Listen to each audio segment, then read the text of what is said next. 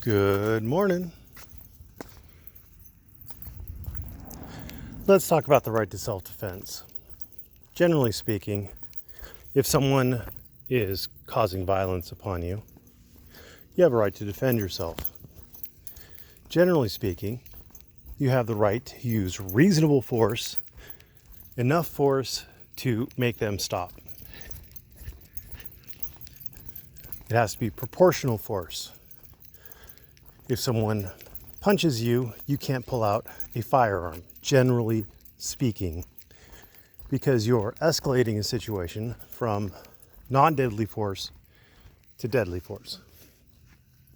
And now retards are going to say, well, you could kill someone with a punch and you could wound someone with a gun, and I understand that. However, the law has determined that firearms are deadly force, and punching people is not deadly force. Because generally people have a much higher risk of dying when you shoot them than when you punch them. Generally speaking, that's why boxers aren't dead. And that's why people don't box with firearms. So number one, your force has to be reasonable and proportionate to stop whatever violence is being exercised against you. And then number two, once the person who is exercising the violence against you has stopped, you need to stop too. You don't get to keep going, generally speaking. So if the person who has thrown a punch turns around to walk away, you can't run up California Guardian style and punch him in the back of the head. That is generally not self-defense or defense of others. Defense of others is essentially the same thing as self-defense, except it's in defense of others. The same rules apply. Still has to be proportional, reasonable and proportional. And you can't escalate it.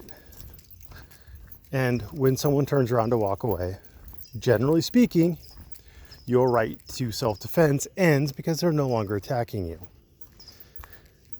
If you chase someone down, then you really can't claim self-defense, generally speaking. Now, these are all things that a jury would typically hear. So, and there are exceptions, if someone is a Krav Maga master or something like that, then an argument could be made that his hands are deadly weapons, blah, blah, blah. If there's a bunch of people, if you're getting attacked by 3 or 4 people and they're just using their fists and you pull out a firearm, well, you could make a good argument that you reasonably feared for your life and that the force you were using was proportional to the force that was being used against you. But you'd have to make an argument at that point. And it's going to be very fact-driven, and it's going to be based on how credible you are, et cetera, et cetera, et cetera. So anyway, there's your primer on self-defense.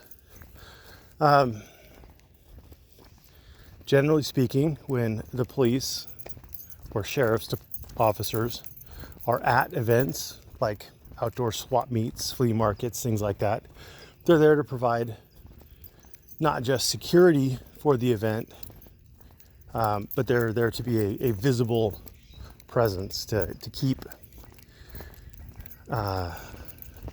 people from acting up. People tend to behave differently when they see police officers around. It's the old footman's patrol kind of thing.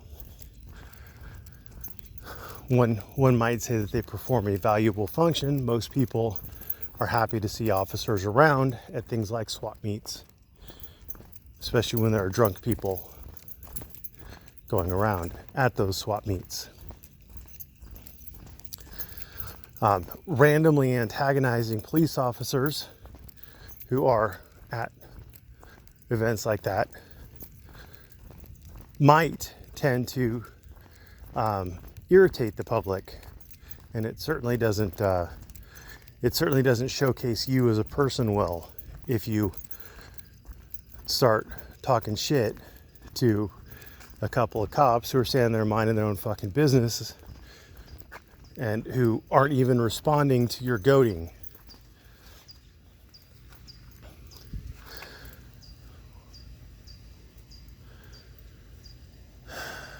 And finally,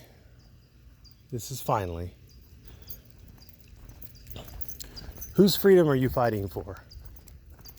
If you're fighting for freedom, whose freedom are you fighting for when the people don't want the freedom that you're offering and are in fact hostile to you and sympathetic to the police enough that they are willing to commit what is probably a battery right in front of the cops? Think about that for a while. Thanks for watching. Have a great day.